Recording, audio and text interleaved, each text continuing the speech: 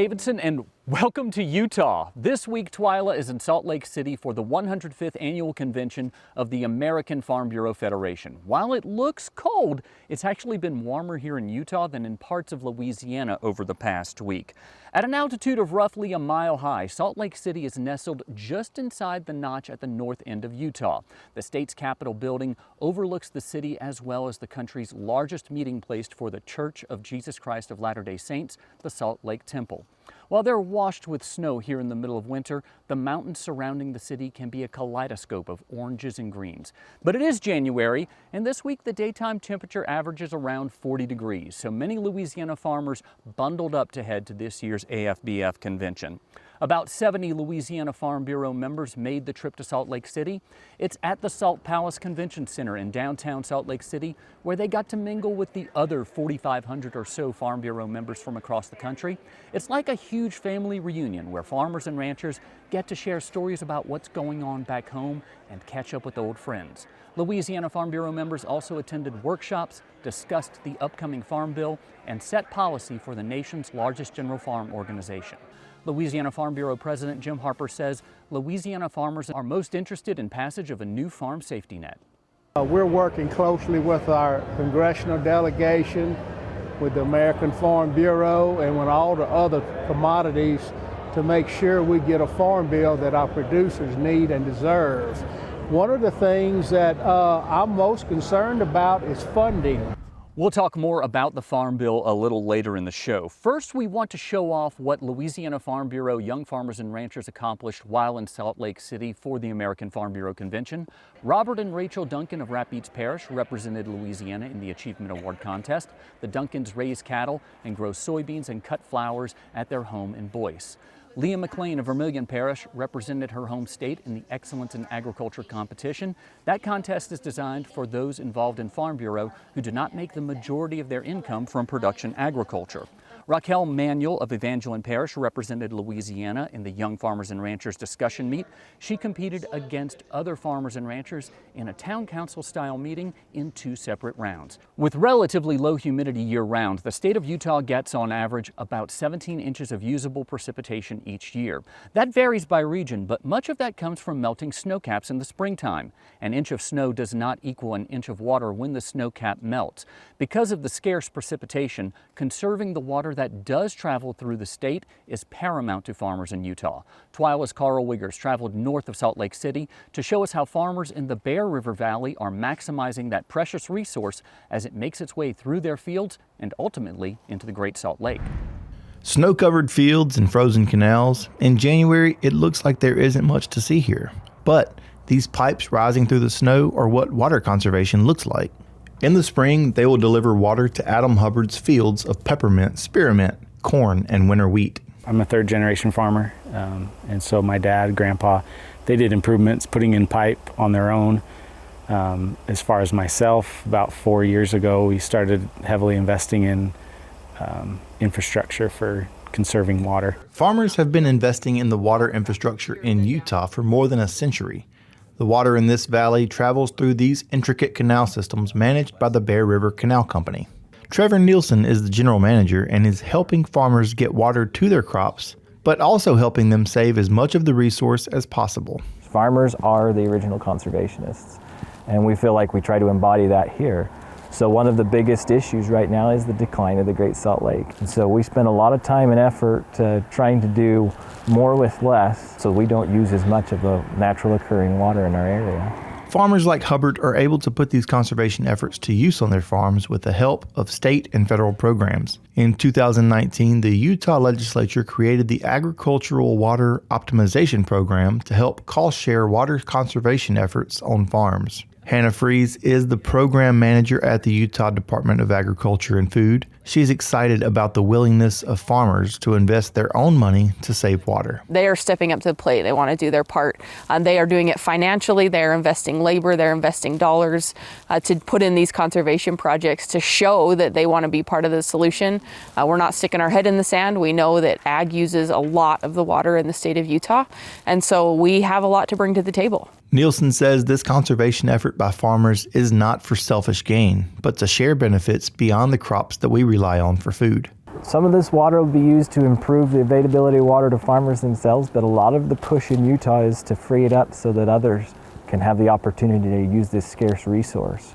So it's not for them. Hubbard says most of the water that irrigates his crops eventually does wind up in the Great Salt Lake. So there's a system in place that there's drain ditches that go out, take the water off, and they all go to a center point and eventually go towards the Great Salt Lake. While these conservation efforts are beneficial, they are quite costly.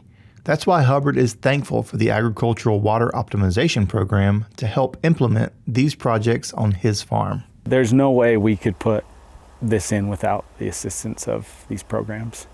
In fact, for one leg that we did, it's like an 8,000 feet stretch, so it was a big project. We put in for 10 years to try to get assistance on it because we financially couldn't do it 100% on our own. The water that farmers like Adam depend on here in this valley to irrigate their crops travels more than 50 miles over this mountain range from Bear Lake through these canals that we've talked about. But it's the work that farmers are doing on their farms to conserve that water that will help ensure that future generations can grow food right here in Utah. Reporting from Corinne, Utah, I'm Karl Wiggers for This Week in Louisiana Agriculture. As a kid, you might have enjoyed the antics of sea monkeys. You know, the little critters advertised on the backs of comic books. Those are actually brine shrimp, and they're grown and cultivated on the Great Salt Lake here in Utah. TWILA's Neil Melancon shows us how this thriving industry has a unique place in agriculture, and its impact is anything but shrimpy. You may have seen sea monkeys advertised in the back of comic books or even had some yourself. As you can see, they get their name from their lively motion, but these are really brine shrimp. Here at the Great Salt Lake Brine Shrimp Co-op in Utah, they're harvested more to feed fish than fill aquariums. Once they're harvested and dried and everything, you can put them in a can, send them clear across the world. A hatchery mixes them in salt water with a little bit of light, and they can feed them to the baby shrimp and fish. Harvesting on the lake is done by boats, and at one time they all used to compete to bring in pretty much the same product. That's where the co-op has helped unite them and have a greater marketing power. All the companies on the lake except one got together and formed the cooperative. So this is a fully integrated harvest cooperative. So they harvest, process, is what we see behind us, and sell Artemia. We export these brine shrimp eggs to 55 different countries around the world. What's actually being harvested are the eggs, or cysts. They're dried and processed here at the factory, where they're shipped to clients all over the world. In addition, they're great for scientific research. They're used in scientific research as well because you can get a lot of replicates. Brine shrimp population, you know, like fruit flies, not as much as fruit flies, but you know, they get several populations just in a single summer. So they're good for scientific research, and they're frequently studied for that reason. The co-op has worked with both state and federal regulators to preserve brine shrimp on the Great Salt Lake. They're voluntarily imposing restrictions on themselves to keep the crop sustainable, and it's working. When we hit that 21 cysts per liter or close to 21 cysts per liter, then they'll call the harvest off. And what's interesting is if you look at that system over time, you can actually see an increase in harvest. So what we do is not only not harmful to the resource, it's actually beneficial to the resource. It benefits the brine shrimp population, it benefits the industry, and it benefits the tens of millions of migratory birds that also rely on this as a food resource during their annual migrations. And as to why someone would want to get into this business, Hawk says working with these brine shrimp farmers is both fun and fulfilling. Nobody wakes up wanting to be a sea monkey lawyer, which is what I managed to be. But I love the industry. It's full of great people. It plays an important role, just like farmers do, right? We help feed the world in a very real way. Now, to give you an idea about the scale of this, 250,000 eggs are in every teaspoon here. Now multiply that by all of this, and you can get an idea about just how big this industry is. About 40 to 45% of the global supply is right here at the Great Salt Lake Brine Shrimp Co-op. Reporting from Ogden, Utah, I'm Neil Melancon. As we discussed earlier in the show, one of the biggest topics of conversation at this year's American Farm Bureau Convention was the Farm Bill. Last year, Congress extended the previous bill for a year, and now we're less than 8 months away from that extended bill expiring again. During the convention, a panel of experts voiced their opinions on the prospects of getting a new Farm Bill passed this year. John Newton, chief economist for the Senate Ag Committee, was optimistic a bill would get bipartisan support, even in an election year. You know, if we come to agreement, a bipartisan agreement, with Democrats and Republicans, there's wins in there for rural America and urban America that each party can go back to their base on election day and say, hey, we delivered a farm bill, a bipartisan farm bill. And I certainly think that's possible. But we've got, as you heard today, we've got some hurdles to overcome. Louisiana Farm Bureau 3rd Vice President Richard Fontenot, a rice, crawfish, and soybean farmer from Evangeline Parish, attended the panel discussion. He said farmers back home are most concerned about seeing a strong producer safety net, especially coming off of a hot, dry year where crop insurance often failed to adequately cover losses. In Louisiana, our weather dynamics and other issues really in terms of grade and quality and logistics, we really have a difficult time getting the crop insurance to perform, as well as ARC PLC. So safety net and that program is more critical than the others. U.S. Secretary of Agriculture Tom Vilsack also chimed in about the Farm Bill. He spoke to those attending the American Farm Bureau Convention during the closing general session, where he recognized the need for a new Farm Bill and a strong producer safety net. The USDA has taken criticism for its slow and inadequate response in disaster aid. Vilsack said his administration is working to address the issues and says it highlights the importance of getting a Farm Bill passed this year. I think it's important and a sacred responsibility on our part to ensure that we conserve the opportunity to continue to farm, notwithstanding the fact that farmers, ranchers, and producers across the country are often faced with disasters. We know that we've seen a marked increase in the intensity of those disasters. The 100-year flood doesn't occur every 100 years. Unfortunately and tragically, in some parts of the country, they occur 100 days apart. And so it's important for us to continue to focus on risk management, on crop insurance, to ensure that we, in fact, can provide the assistance and help. Vilsack also announced that USDA is investing $207 million into renewable energy and fertilizer production projects in 42 states. That money comes from the Inflation Reduction Act. Wasatch County is about 45 minutes east of Salt Lake City. At one time, it was home to more than 130 dairies. Today, due to urban encroachment and rising land prices, there are only 2. One of those dairies is doing more than surviving, but thriving by taking a challenge and turning it into an opportunity. This red building framed in winter sits under the mountains in Heber Valley just outside of Salt Lake City, Utah. The bold black letters proudly posted on the outer wall tell you what's inside. Our philosophy is you can't make the world's greatest cheese without the world's greatest milk. So everything starts on the dairy farm, and we really attribute that to the success of our cheese. And the dairy farm Russ Kohler and his family operate is as impressive as the majestic views that surround it. Kohler's great-grandfather bought this farm in 1929 and converted it to a dairy operation. The head of a Holstein cow graces the old milking parlor. While not as ornate, the new dairy barn is like Club Med for the 120 cows milked daily. It's my job as the farmer to keep these ladies behind me as comfortable, stress-free, and relaxed as possible. There are brushes that rotate automatically when the cows want a scratch. Feed is available all day long. Farm dog Mookie helps out, and a robot pushes the feed closer to the cows when it spreads thin. And each cow wears a collar that Kohler says works like a Fitbit. It tracks how much the cows eat, their temperature, how much milk they produce, and yes, their steps, and then sends all of that data to a computer. The data is huge. The numbers really help you dial in and focus on problems and find the root of problems quicker. And so we can get the cows to be just more relaxed, more comfortable, and ultimately more productive. The site of that production is a source of even more data. Kohler uses a robotic milking system that allows the cows to choose when they want to be milked up to 3 times a day. Once a cow is in the chute, the cups attach to the udders, clean them, and the milking begins. Again, Kohler focuses on the data. So this is cow number 312. She's expected to give about 24 pounds of milk at this time. 24 pounds is about 3 gallons that she's going to give on this particular trip. Back at Heber Valley Artisan Cheese, the data collection continues. Kohler monitors temperature and time to make his cheese among the best in the world. That's not hyperbole. The Heber Valley Lemon Sage Cheddar won a gold medal from the World Cheese Awards. #1 in the world right there. Kohler started making cheese in 2011. Some from his very first batch continue to age in this huge cooler containing about 300,000 pounds of cheese. The age time on a cheese really determines the level of sharpness. So my mild cheddar will be in here for about 2 months. My sharp cheddar's in here for 2 years. All the way up to my reserve that's 10 years old that'll really knock your socks off. Kohler develops new flavors by making a new cheese and inviting visitors to try them, score them, and provide him with more data. We can plug that data then into our computer, and we can find out which cheeses, which flavors people like, We can also find out when the age time is on that cheese, when people seem to like it the best. So some cheeses may peak at 3 to 4 months, some may take a year before people seem to like them the best. There's one piece of data that is always in the back of Kohler's mind. When his father was a boy, there were 130 dairies in Wasatch County. Today, his is one of 2.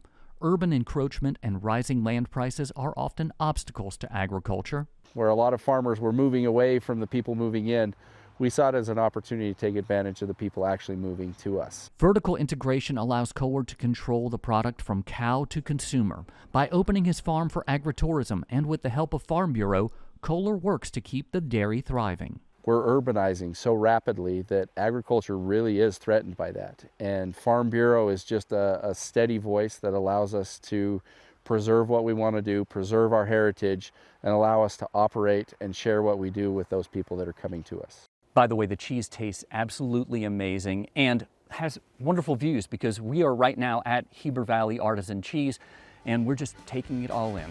Well, still to come on TWILA, Louisiana sugar gets quite a transformation here in Utah. That spirited story is coming up. But first, the healing power of a good meal. Stay with us. You're watching This Week in Louisiana Agriculture, the only TV show bringing Louisiana farmers and consumers together every week. Good food in unlikely places. That's the theme of this next story. An hour outside of Salt Lake City, Chef Austin Bueller puts together locally sourced culinary masterpieces, recipes he backs up with the belief that good food can be great medicine.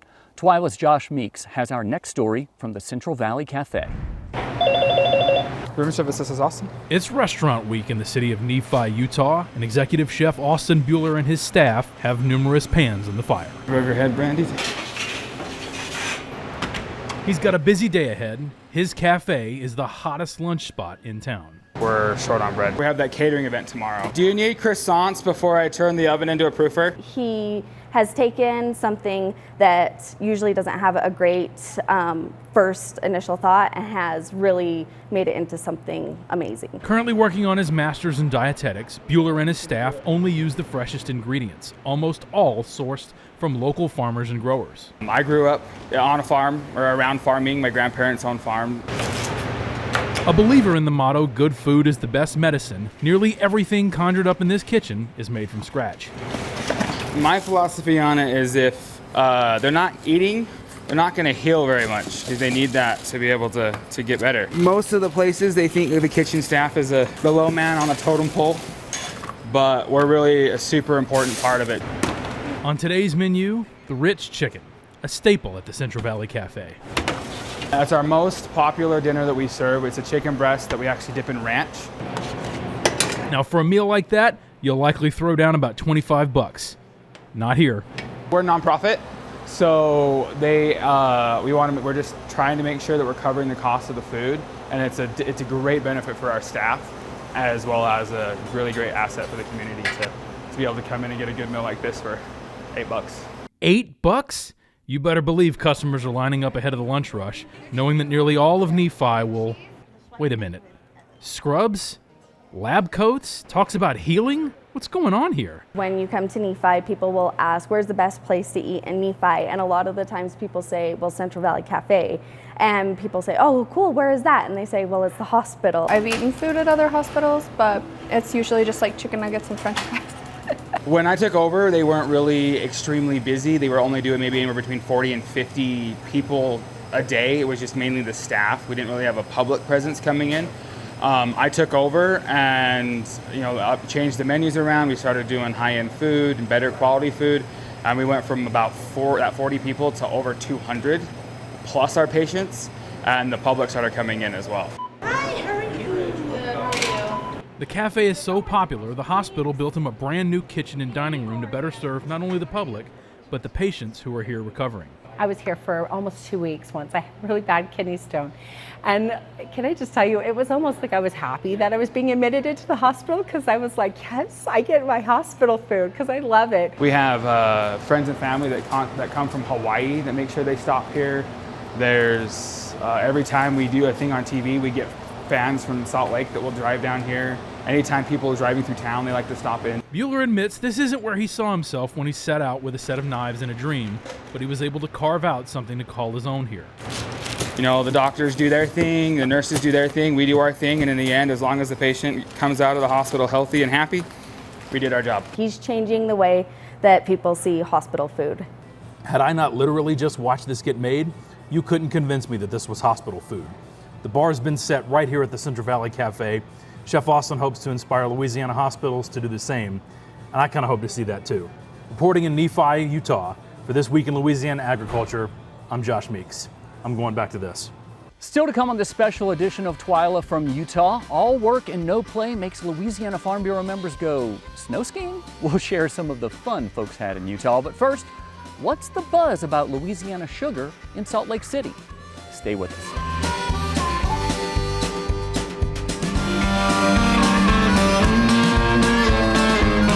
In some watering holes around Salt Lake City, you may be surprised to find a small taste of Louisiana. Beehive Distilling, a nod to the state nickname of the Beehive State, distills an array of spirits. From rum to rye and staples like gin and bourbon, master distiller Chris Barlow and his partner have worked against the grain, making spirits using non-traditional ingredients. For example, for their vodka, instead of potatoes, they use something Louisiana has in abundance: cane syrup. This was back when we were first starting, and part of it was just, trying to do something unique. Everybody's like, oh, vodka's potatoes or corn, or, like having a hook and a little bit of a sales angle, that we can get our vodka from cane juice. Just kind of helps with the marketing, branding of it. Barlow says they're always looking for new recipes. Their next venture will be into one-off products, likely stored in these recently imported port and cognac barrels from Europe. As you saw earlier in the show, Louisiana Farm Bureau members were very busy competing, learning, and setting policy during their time at AFBF. However, like all true Louisianians, they still found time for some fun, from snowmobiling in mountains to listening to the Tabernacle Choir at Temple Square. They surely let the good times roll here in Salt Lake City. In today's TWILA Boost, we take a look at some of our favorite pictures shared on social media this week.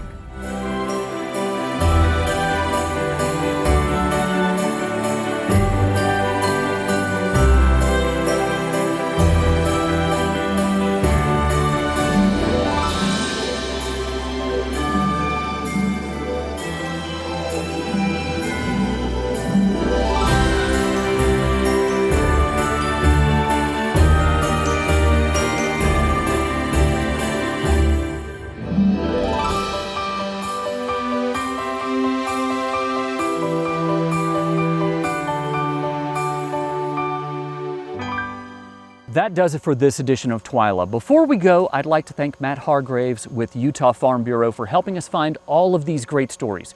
We really could not have done this show without you, Matt. Also, thank you to Russ Kohler and everyone here at Heber Valley Artisan Cheese for the wonderful shooting location, the hospitality, and the food. The grilled cheese sandwiches here are amazing. And thank you to the American Farm Bureau Federation staff. You always come through in making this a wonderful experience. You can watch all of our stories online at twilatv.org and on our social media channels. For all of us here at TWILA, thank you for joining us. We hope to see you again right here next week.